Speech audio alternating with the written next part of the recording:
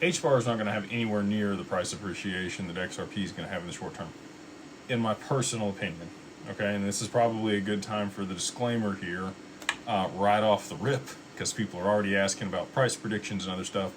I am super bullish on HBAR. It's probably in my top 3 digital assets that I think will do extremely well over the long term.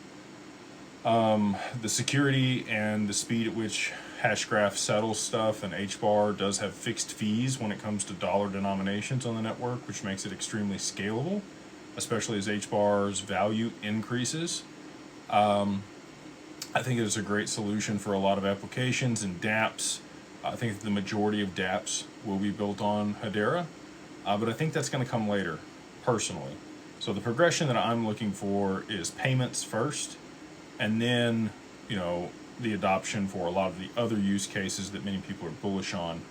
And XRP is at the forefront of the payments component, and I believe will have the most significant appreciation.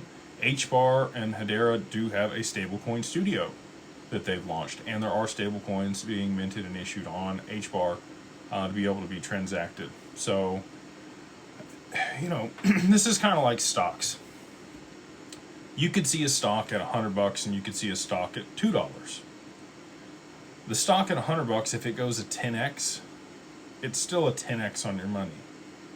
And the stock that's $2, you might be able to buy a bunch more of, but if it only goes to $4, you only doubled your money. You bought a lot more stocks, but you only doubled your money, whereas the $100 stock, you 10x'd your money.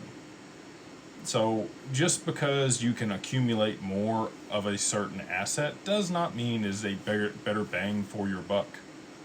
You're going to look at what you think the price appreciation of that token will be. Back into that with some math. I would encourage you to figure out the total addressable market for whatever use case a token is trying to garner the market share of.